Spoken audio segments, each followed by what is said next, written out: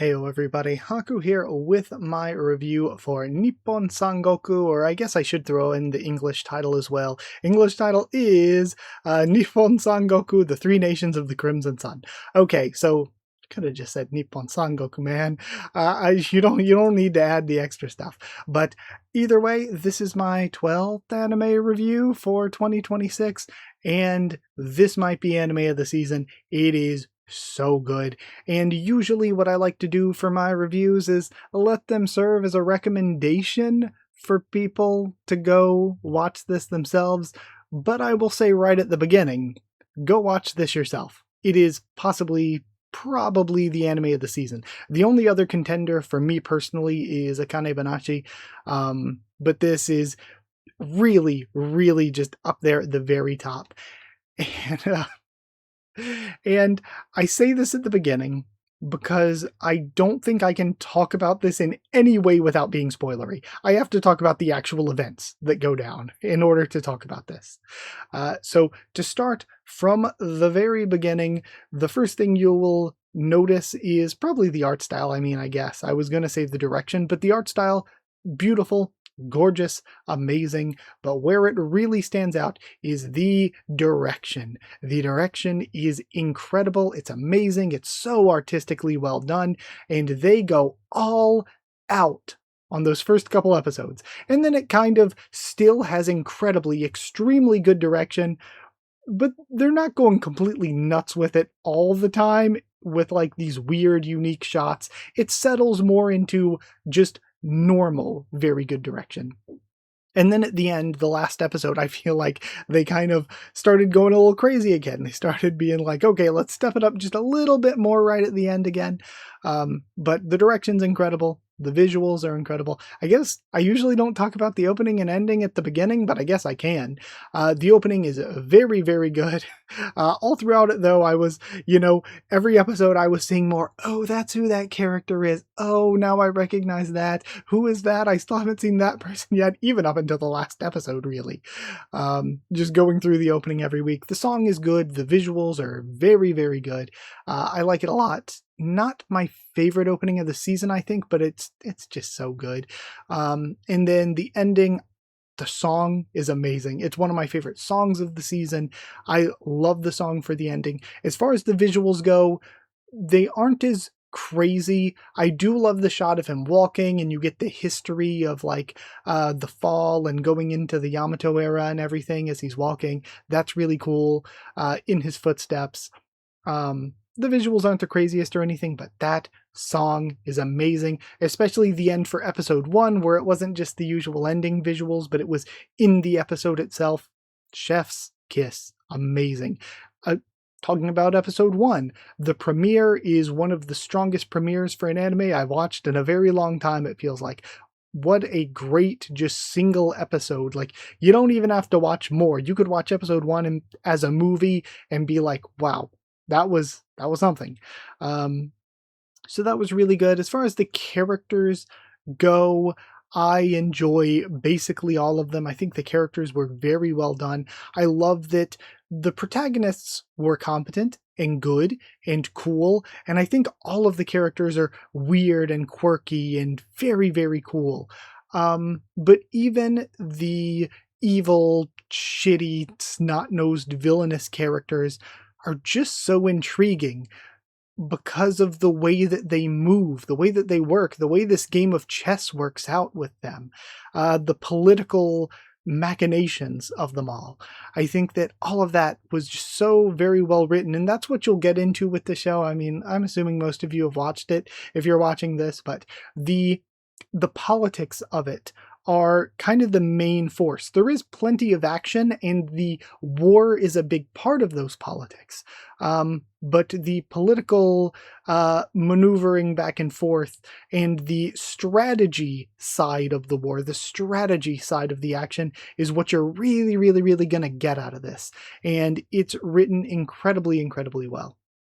So visuals are great, direction's great. The music, oh my god, the music is so good in this. that one track in the finale and the way that they used it was so very good. They used a lot of good music with Sei a lot of the time. And I'm just now realizing I've gotten this far into the review. Sorry, I am so unstructured. I am just going off the top of my head here. I didn't even talk about the setting. I love the setting so much. It's set in a world where it was our normal world, but through so many things, pandemic, mass migration, economic collapse, just so many things piling on top of each other again and again, got to a breaking point where civilization just collapsed. Out of all those things, natural disasters, like you get hit by one thing and another thing and another thing, and it feels scarily like the real world in a little bit of a way.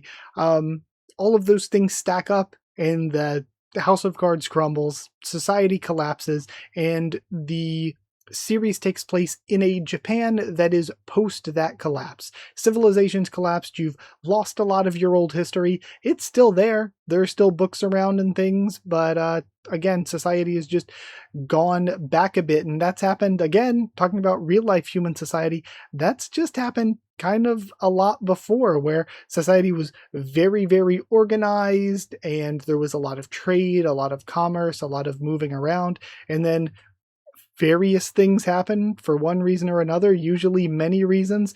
Things kind of fall apart, and then things have to go and start building back up once again. So we're in a state like that where Japan is split into three sections, Sei, Buo, and Yamato. And it's sort of kind of based a bit, at least inspired by, the Romance of the Three Kingdoms, which I am not the, most educated on, but I can definitely see that it's very much inspired by that to a certain degree. Maybe even to a very, very great degree. Again, I just don't know the extent to which, because I don't know enough about the Romance of the Three Kingdoms. But that is what we get there as far as the setting goes, and I love it. If you, again, know anything about me, I have always, ever since I was like a middle schooler really, I have been such a sucker for post-apocalyptic worlds. And a lot of the time, you can get kind of an empty, boring post-apocalyptic world when it comes to series with that setting. But what we got here was not just a post-apocalyptic world, which I love, but such a unique one. I have never seen one done quite in this way, personally. It was still really populated, but because of like this extreme global cooling that I think maybe came from like nuclear war, because of this, it's like really, we always see when we cut around, we get like the date and location and the temperature, and it's always like really, really cold.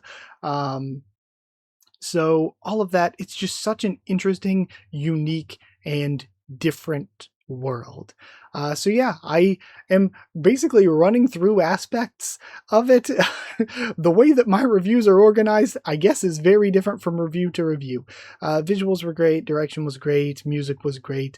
I mentioned the opening and ending. The characters were great. I love the setting. The setting is incredible.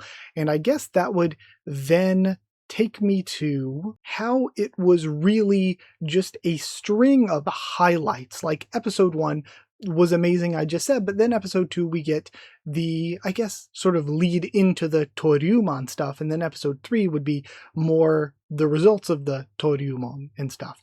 But we have that. That's incredible. And then we move on from that, and there are just so many highlight episodes. The Sei stuff was amazing. The Castle Siege episode, or really that's just the end of an episode, and then you have the episode where you've got Ryumon on a bridge, and I think that's going to be a highlight for many, many people.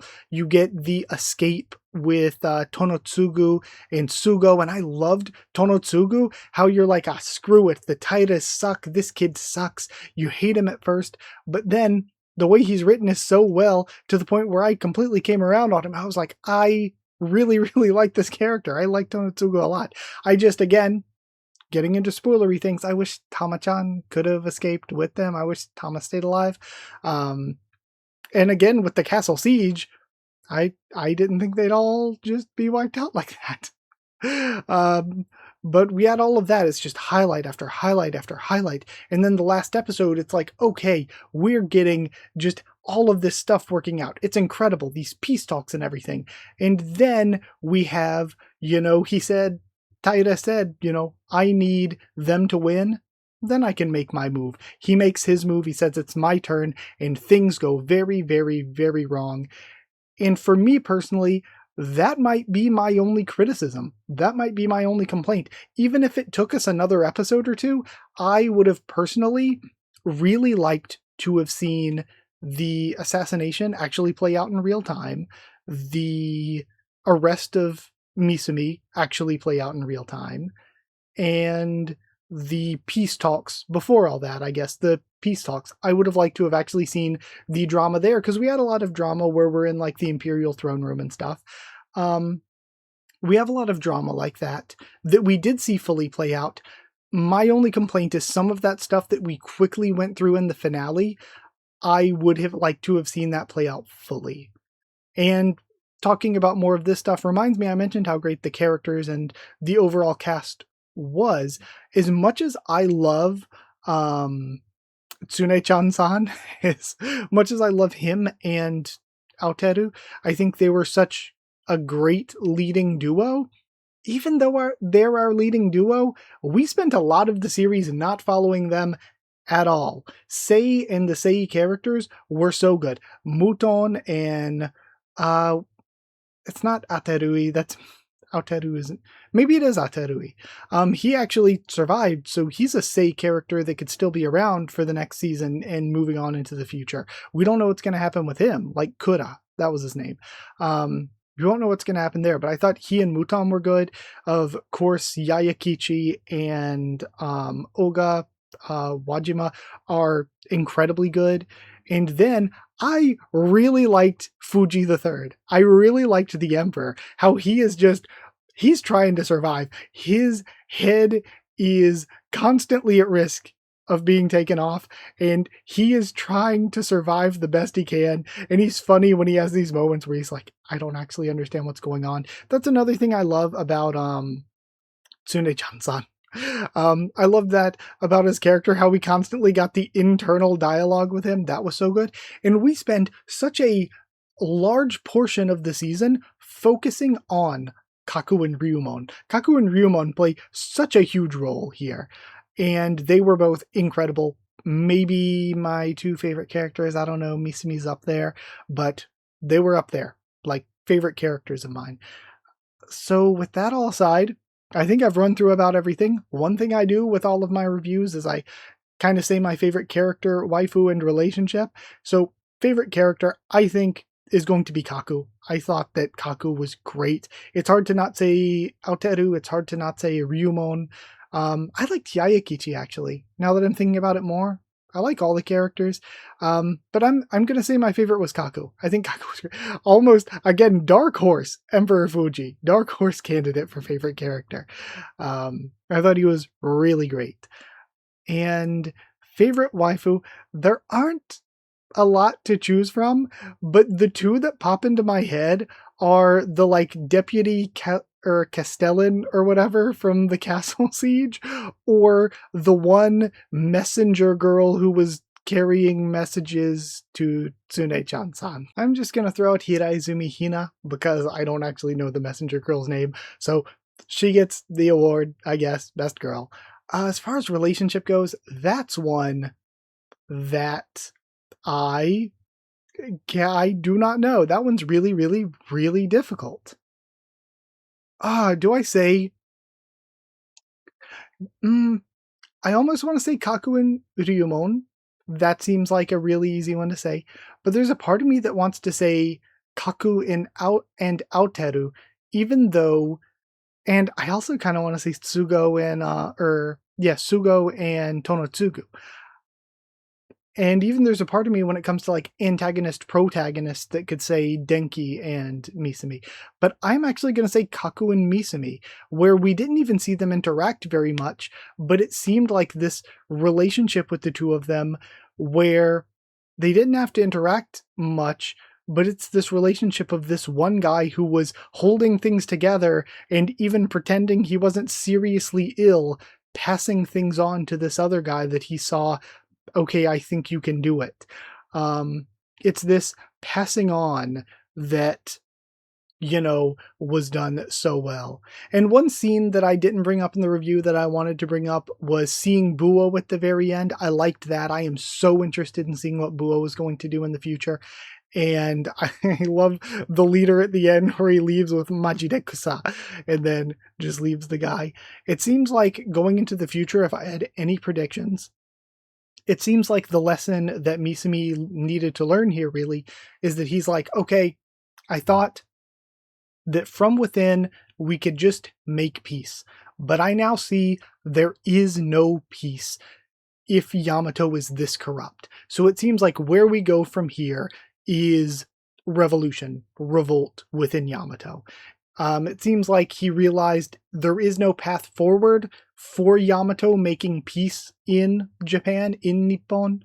There is no path to that without first cleaning up Yamato.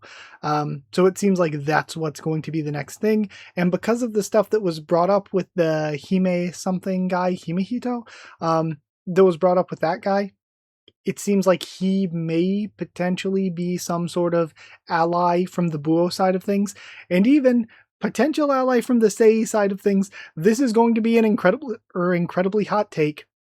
Don't spoil me if I'm incredibly wrong. This is a long shot. I am letting you know, being completely honest, that it's a long shot. Wajima could have survived the assassination.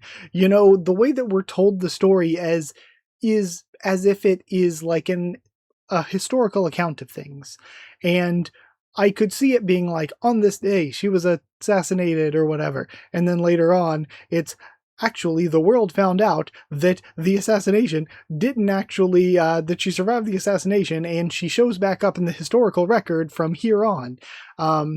So I could potentially see that. Again, I think that's a long shot, but I don't think it's out of the realm of possibility. A long shot, but not impossible that she survived that, is what I'm thinking. But I guess I'll end things here. It was a very, very disorganized review, but just know I thought it was one of the best things of the season. And also my choice for relationship is kind of a weird one. I probably should have just gone for something simpler like Ryumon and Kaku. But either way, I'll end things here. Thank you for watching. If you did like the video, comment down there too. Tell me what you thought of this show, my thoughts and all of that. Subscribe for more anime, much more on the channel. If you would like to share or drop a super thanks, that's really appreciated. If you would like to become a member or patron to help support the channel, also you get your name at the end of videos and get One Piece Bingo a little bit early. So if you want to, hit join down below to become a member. Go to patreon.com/Haku of the Tubes, or link will be in the description to become a patron. Thank you so much to people who are already members and patrons. Thank you to chosen regulars Evan Hawley and Bertie Wooster, Magical Girls, DD Band and Tomorrow, Cheerton Student, David Langstaff, Slayer Candidates, SG and Stan Cedar, and Pure Element Pater Real. Thank you all so much for your support. Thank you for watching, and I'll see you all next time.